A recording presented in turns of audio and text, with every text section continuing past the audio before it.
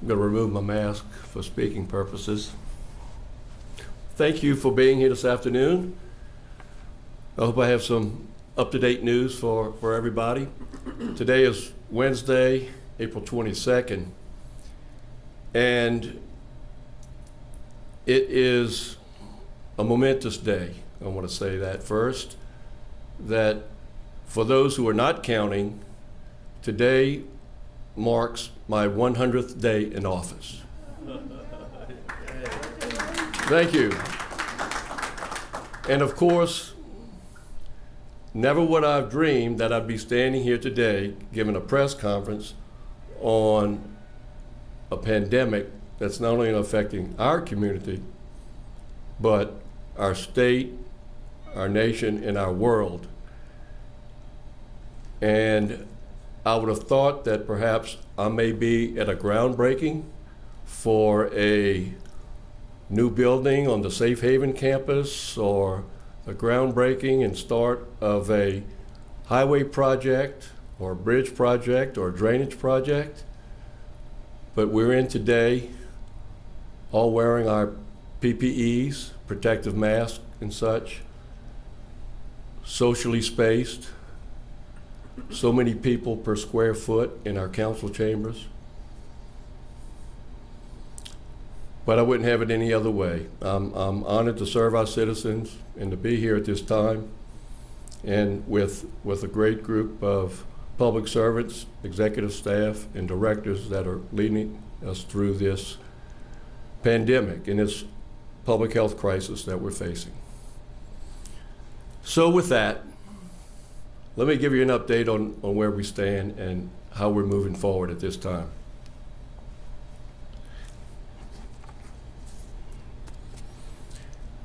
Last week, with President Trump's unveiling of his Opening Up America Again plan, I began seeking input from our local health care professionals, elected officials, and other partners as we consider a gradual, phased opening of businesses and professional offices with restrictions after April 30th, when the current declaration expires.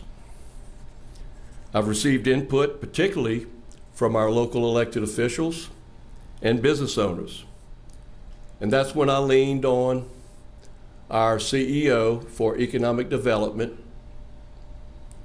Mr. Chris Massengill of St. Tammany Corporation, to lead a recovery initiative, which I call Live Safe, Work Safe, Shop Safe.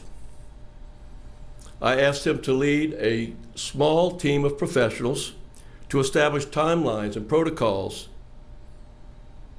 for a safe and responsible reopening of the economy and the workplace here in St. Tammany Parish, following state and federal guidelines and industry recommendations. With my concurrence, Chris reached out to professionals in the healthcare and hospitals, business, nonprofits, tourism and hospitality, law enforcement, and emergency management. And they have already had 2 extensive phone conference meetings. I've given Chris a pretty aggressive schedule, and he has promised a draft report to me this Friday and a final report by the end of next week. This first committee is a small committee made up of 14 or 15 members of the professionals that I just mentioned to you, but it is the beginning and only the first phase of an expanded committee that will be named next month as we turn toward a long-term recovery.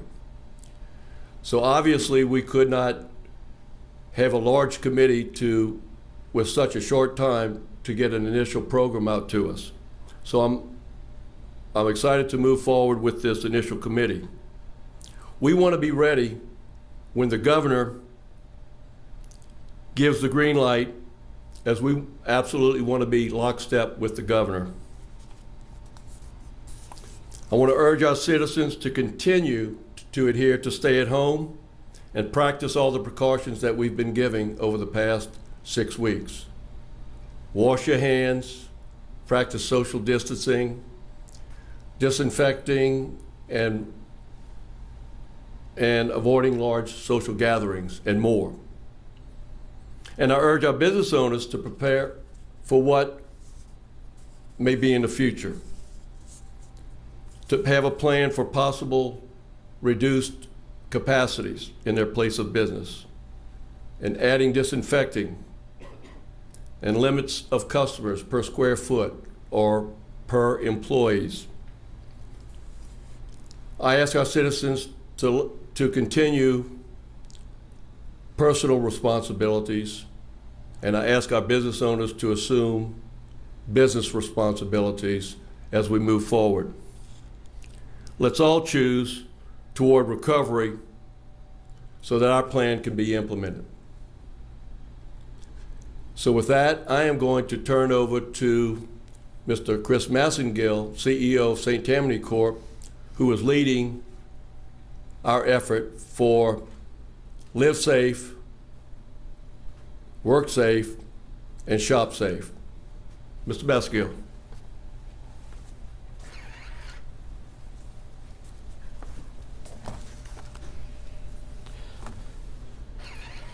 Thank you, Mr. President. Appreciate the opportunity to be a part of this effort and appreciate your leadership in assembling a pretty significant group of community, business, and health professionals as a part of this effort to develop the Live Safe, Work Safe, and Shop Safe action plan. And that's exactly our goal, is to meet the President's directive by this Friday to put the short-term initial framework of how we are turning the engine back on for our economy. It's not the end-all, be-all. We know that new information constantly is coming out daily. We're using that information. We're using multiple models and templates that we've been studying in economic development with our business partners and our health professionals to make sure we're putting the right plan in place, the responsible plan in place that is reflective of the nuances and the significant characteristics of St. Tammany Parish. We're well on our way. Our staff at the St. Tammany Corporation is managing and utilizing the research capabilities that we have to help the council prepare this initial draft for the President. We have been meeting already hours. I just came from our second meeting, over 2.5 hours we spent with these professionals, and we've wasted no time, Mr. President. We are full steam ahead in analyzing all the unique perspectives. We start every call with an update on what the health landscape looks like. And we also make sure we have a full understanding of the economic landscape, because you've made it very clear to me and to this group that public safety and health is still the priority while balancing the economic health of our community and getting us to a place where we can turn that economic engine back on. That is exactly what we're doing. This group of professionals is taking this project extremely seriously, and economic development is honored to help manage this project and to help make sure the directives and the priorities of the President are adhered to. The other thing that I would mention to you real quickly is that we've established a platform to receive information. We've been receiving lots of great information from our business and community stakeholders. Please continue to send us information. You can do that at restore@sttammanycorp.org. Restore@sttammanycorp.org. Please send us your thoughts, your feedbacks, your ideas. We've been collecting a lot of wonderful information specifically to St. Tammany, because we want this framework and plan to be aligned with what we're seeing coming out of the CDC in Washington and with the state, and certainly from the regional perspective, and we're going to be able to do that. And Mr. President, I'm looking forward to meeting your directive and timeline. Thank you.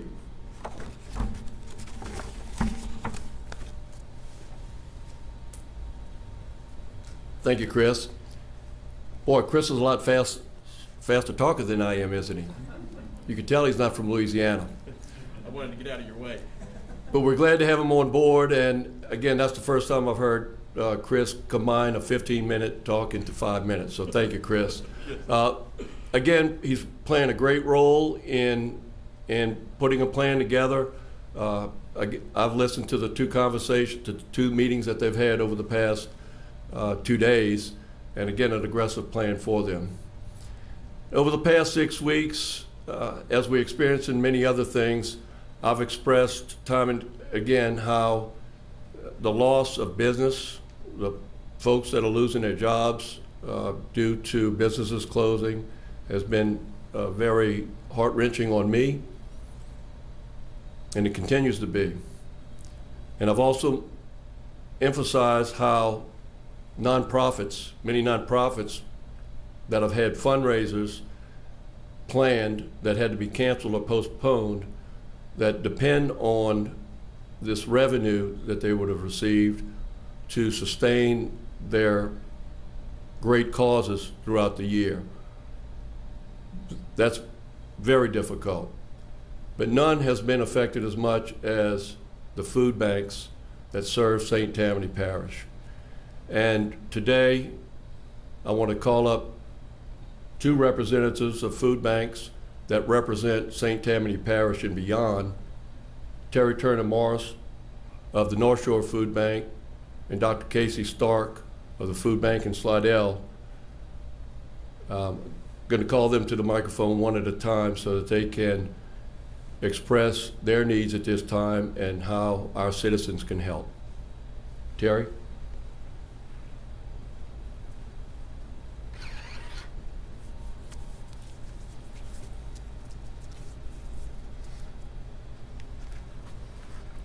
Thank you, Mr. President. North Shore Food Bank, since this pandemic basically began on March 16th, has maintained their operational hours for distribution from 9 a.m. to 12 noon, Monday, Tuesday, and Thursday. What has changed for us is, of course, we've had to close our lobby, so we are now doing many registrations within our car line per se. Additionally, we are asking people who are making donations to now also enter our facility or our campus through our back gate on 29th Avenue between those same hours. As you can imagine, our registration volume has skyrocketed. Prior to the pandemic, North Shore Food Bank was averaging about 30 to 35 registrations a month. We are doing now anywhere from 30 to 50 on Monday, on Tuesday, and on Thursday.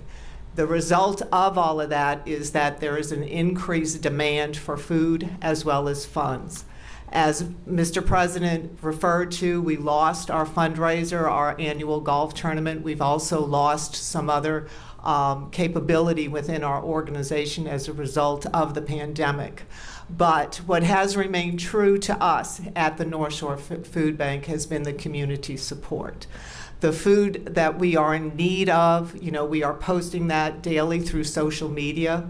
We are basically ordering about twice as much as we've ordered in the past and distributing that volume out through our doors.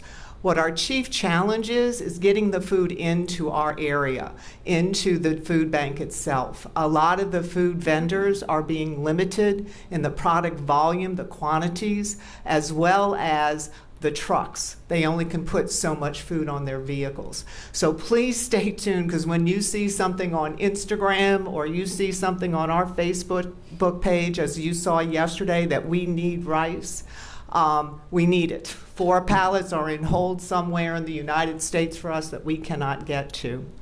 Finally, our volunteers, we are working and being very vigilant with maintaining the guidelines associated with group size as well as with social distancing. So consequently, our volunteers were restricting the number that we have in our warehouse during the time of distribution. We've had many, many calls from people in the community that we sincerely appreciate to want to come and volunteer. But what we're requesting at this point in time is to be willing to come at different times of the day.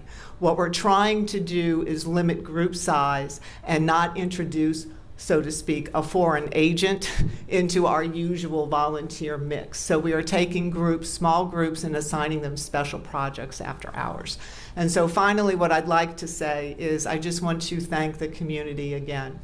The support that we have received as an organization helps us feed many, many people throughout St. Tammany Parish, and it's due to this community. So thank you guys very, very much.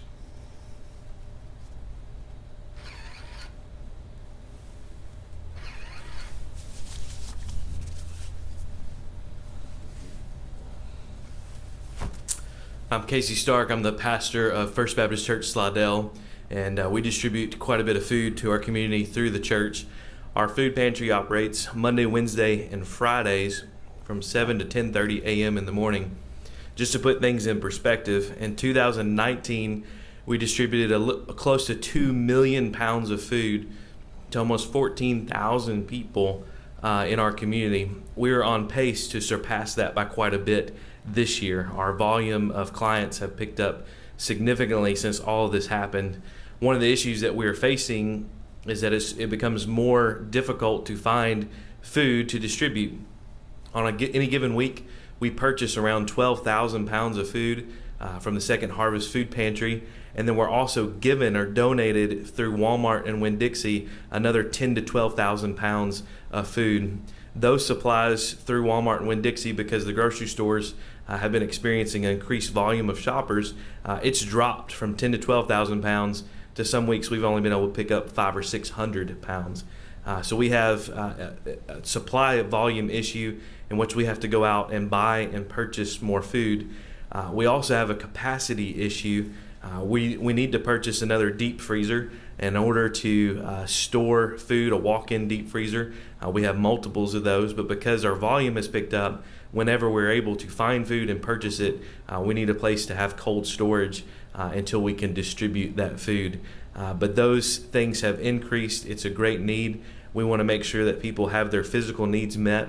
In addition to the food pantry, we've been permitted through the state of Louisiana to distribute meals, breakfast, lunch, and dinner to minors, those that are 18 and under, for Monday through Friday. And so we're distributing those meals on Mondays from 10 to 1 and on Wednesdays from 10 to 1. So on Monday they get food for Monday and Tuesday. On Wednesday they get food for Wednesday, Thursday, and Friday. So we're committed to that. Our church members are committed to giving and making sure that continues on to happen. We are a faith-based organization, so more than anything, we want to make sure that when this is over, people remember Christ and not the crisis. We thank you for your support. We thank you for any help that you can give us, but we're committed to keep going to make sure our community is taken care of during this time.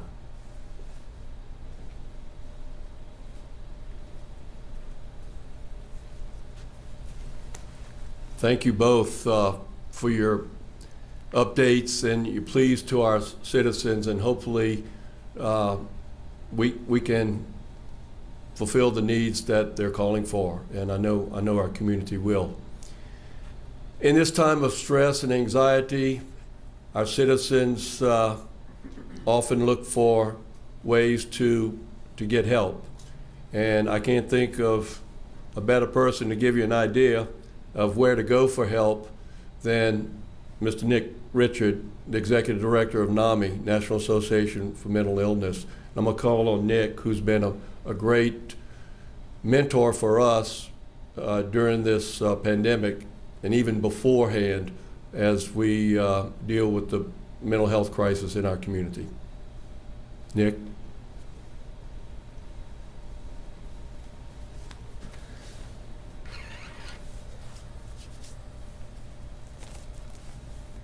Thank you, President Cooper, and thank you to the staff and the media here, because we're probably one of the first communities that's really addressing the psychological impact, because there's a physical threat, but there's also a psychological threat to our communities and to everyone in it. Every single person in this room and every single person in our community is grieving. We've all lost something, whether we've lost a loved one to this virus, or we've lost income, or we've lost our ability to see our family or travel to work. We've all lost something. And the first step to dealing with grief is acknowledging grief. So thank you for giving me the opportunity to bring that to everyone. You know, it's okay not to be okay. It's okay that you're not functioning as great as you normally would be. You shouldn't be, right? Our brains have gone back to a very primal, basic need, which is to live, survive, and take care of our families. So the one thing I always want to convey is it's okay not to be okay. And in the mental health community, I want everyone to know that if you need help, depending on what that is, look, the way we step it up is we generally go take care of yourself. You've heard the things, get some exercise, eat right, sleep right, do all those things. If you need additional help, you have support groups. Our organization is actually, we've moved all of our support groups online, and those are for people experiencing mental health struggles, and those are also for family members. If you need additional help from there, the Louisiana Department of Health has a 24-hour hotline that is specifically to deal with mental health crisis during this pandemic. From there, if you need additional help, our mental health agencies throughout the community, the federal government has relaxed some of the guidelines to be able to have individuals do what's called telepsychiatry. So there's an easier way now to be able to reach out to a psychiatrist or a mental health agency. You don't have to leave your home to do that. If you feel like you need help, take that help, reach out for that. From there, our psychiatric hospitals, we have 4 in this parish. They are all still open, they're functioning, they're there. If you feel like you cannot cope with this and you need levels of help, all of our levels of help are there. The mental health system has not shut down. We've actually expanded our ability to help people. So again, reach out to our organization. If you don't know what you're looking for, we're pretty good about directing you to the right place. Again, we're NAMI St. Tammany. I want to end with, to the parents, moms and dads out there that are struggling to work from home and homeschool your kids, and you can't keep up with that, it's okay. It's okay to mess up a little bit. Give yourself some grace. To the individuals who are single, who are isolated out there, reach out to somebody, reach out to them. It's okay to feel lonely. It's okay to feel anxious. We're going to get through this together. We're all experiencing this together. And a large part of we've gone through natural disasters in this community before. This is obviously different. The line I think I saw the other day was, this is the largest healthcare epidemic that our generation has ever seen.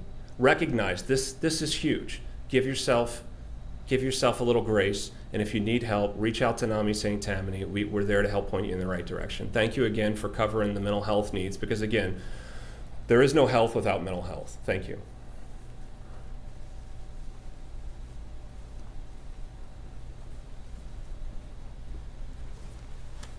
Wow, thank you, Nick, and thanks to everyone. But as I close and sum this up,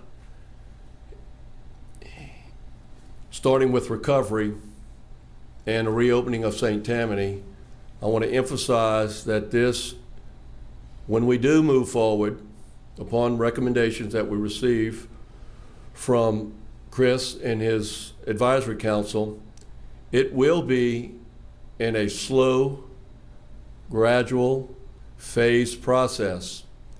I want our citizens to understand that. I want our business owners to understand that. We will have guidelines for which we'll recommend for a reopening. And I'm looking forward to getting those recommendations so that we can do so in lockstep with the governor.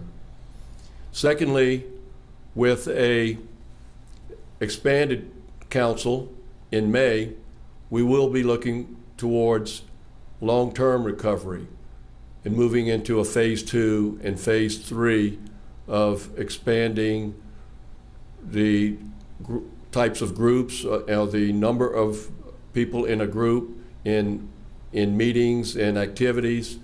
That will all come with time. We're looking to get a gradual start in reopening our economy. Second, I want to recognize my staff that is here today, each and every day, to assist as we go through this pandemic and run parish government on a day-to-day basis. Chief Administrative Officer Gina Hayes, Director of Homeland Security and Emergency Preparedness Clarence Poe. I've got my executive assistants, Amy, Missy, and Les are here with me, and Amy Bouton, Public Information Officer. Her and her staff are responsible for keeping the media involved and putting these media and press conferences together. So I want to thank you. And lastly, we are going to be opening up St. Tammany Parish government to the extent, not opening the doors perhaps for the public to come in, but we will be bringing staff, our employees and our staff, back to Coop Drive and to our offices in the weeks to come, starting next week. We will be giving that information out more specifically, but we will be doing so. Some will remain working remote, but we're ready to get back to work and exercising the precautions that I've mentioned before with regard to spacing and number of people in a room and using disinfectant and face masks. So we're ready to get started again.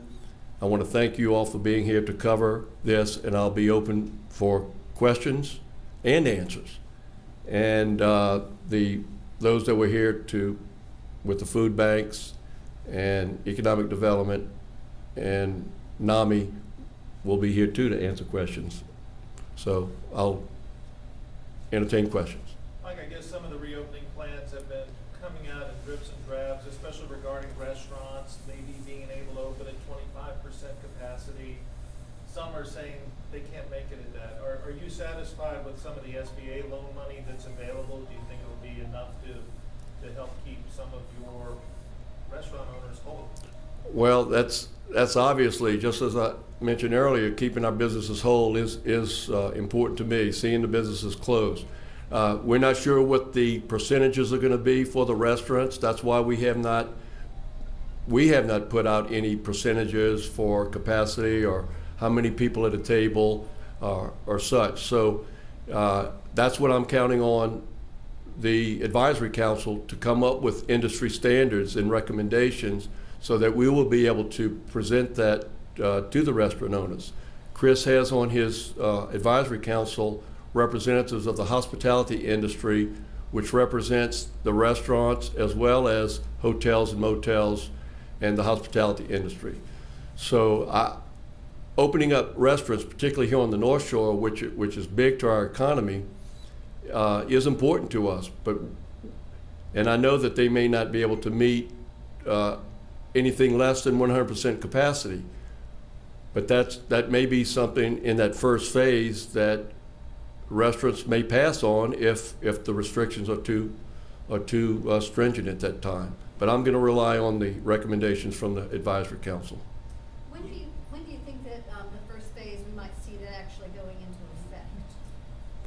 Well, I'm hoping the first phase goes into effect as soon after April 30th as possible. And that's why we want to be prepared to move forward then. And we're waiting each and every day as the governor gives us hints each and every day to move forward as soon after April 30th as possible. Earlier this week, when he allowed surgeries, non-elective surgeries to take place, or elective surgeries to take place on this Monday, April 27th, is a step in the direction I think that he's moving toward that. But we will be lockstep with him at that time. Would it be wise to have the plan to your office before next Friday, given the fact that next Friday is May 1st and there's a chance that the governor may say stay-at-home orders going away? Would that be better to maybe have it a couple of days ahead of time? Well, actually, that is the plan. I mentioned at the end of next week, but the draft will be in my hand before the end of this week, or maybe over the weekend, which will more or less be a blueprint for what we might can expect on May 1st. But I would expect to have something before May 1st. But that is the plan. You know, we're looking at earliest scenario is Friday, May 1st.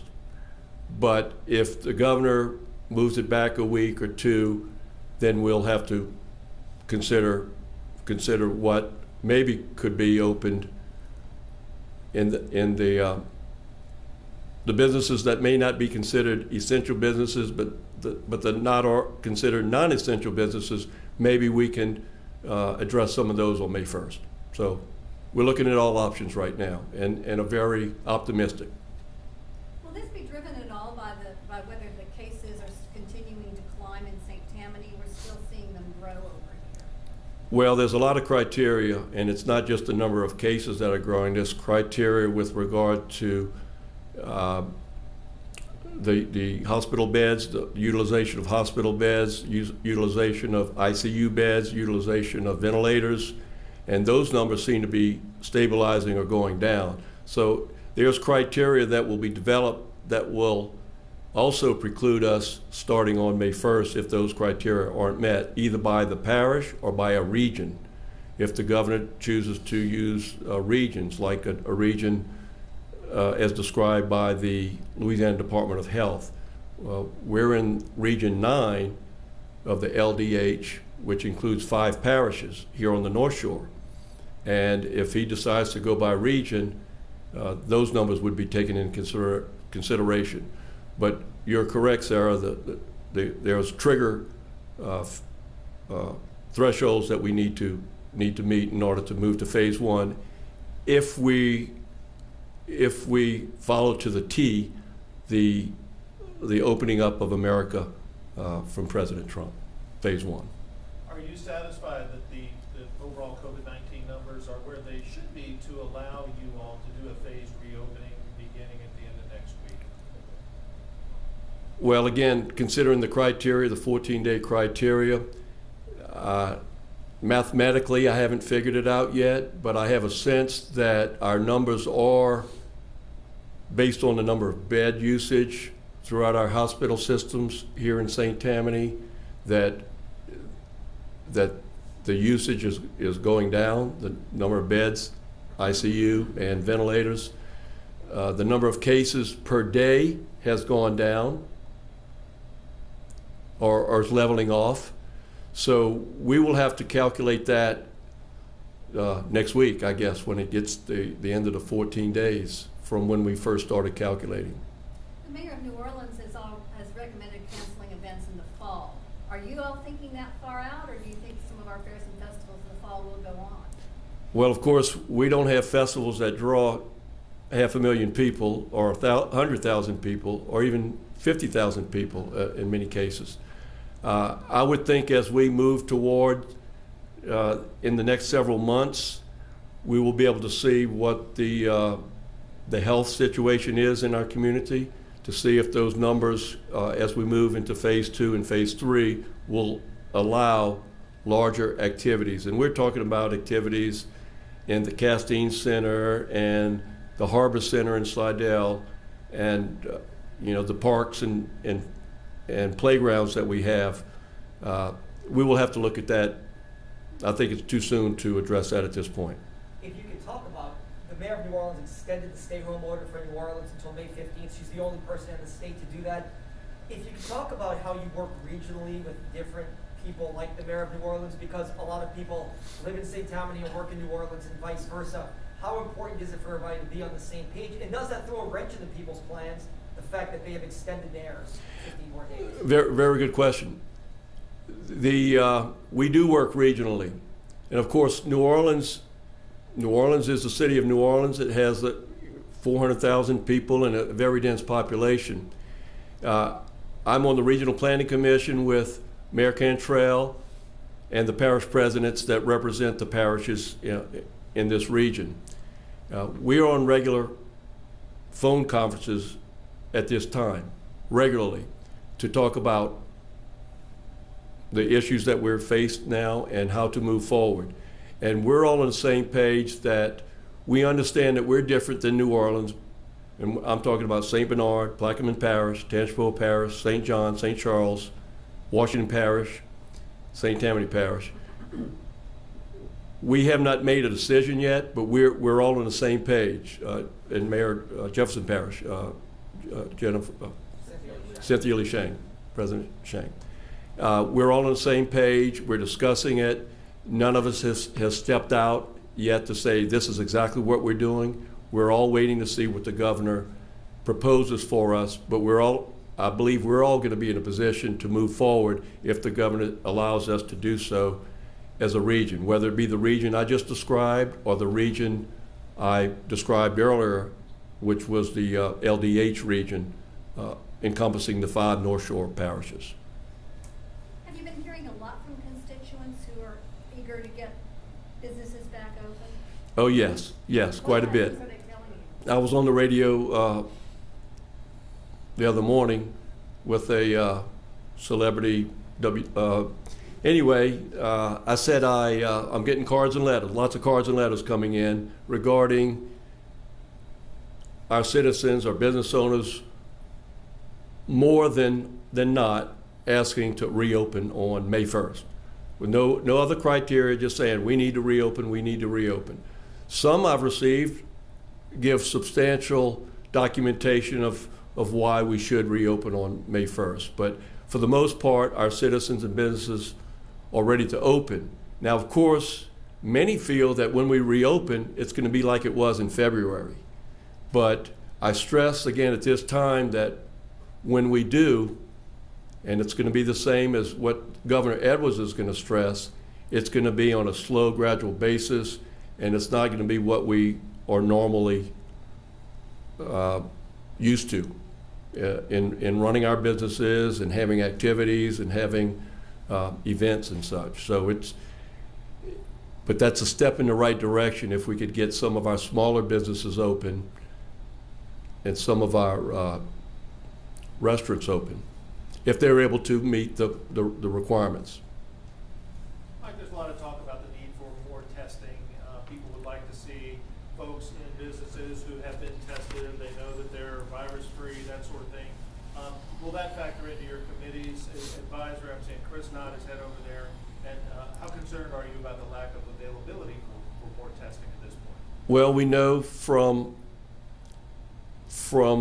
our state and from what I see other states are facing, the states are facing the lack of testing kits. But that may be a criteria to consider in moving forward. But we're relying on the state to get us the kits, to do the testing. The governor has admitted that they've got maybe 70 people working in providing testing where they need 700. So we're depending on the state to provide that to us, and that may be a factor that slows down a reopening. I'm hoping that it's not. I'm hoping that the other statistics that we have and the ability to maintain the numbers going down for positive cases and for hospitalizations, that will allow us to open. Really quickly, not on the top, but you were one of 4 parishes to get a trailer from the state to store bodies for COVID-19. Are you aware if that's in place right now and how many deceased people are actually in it? I do know it's in place. It's at the coroner's office in Lacombe, and I do know that it's in place, but I have no other information regarding that. Bill? No, I think you had, so Governor gives you the green light. A week from Friday, you will be ready to reopen in some capacity. Well, I'm hoping the governor gives us a green light before then, but that's what we're working toward, and that's why this council is in place. And I know they're working very hard. I've heard all the topics they're talking about, and this information will provide me with information in order to put into a declaration for a phase 1 reopening of St. Tammany Parish. And I'm looking forward to getting that. And I know that our community our residents, our business community, and I look forward to working with them on a slow but gradual reopening of our parish. I know you said you didn't know specifics. You think it'll include gyms and hair salons and nail salons? Oh, I'm going to defer to the chairman of the advisory council. In Georgia, they're opening them. I'm just curious. Well, we don't always do what Georgia does, right? Okay. Thank you. Okay. Any questions for anybody else? No, sir. Thank you, Mr. President. Thank you all very much. Thank you.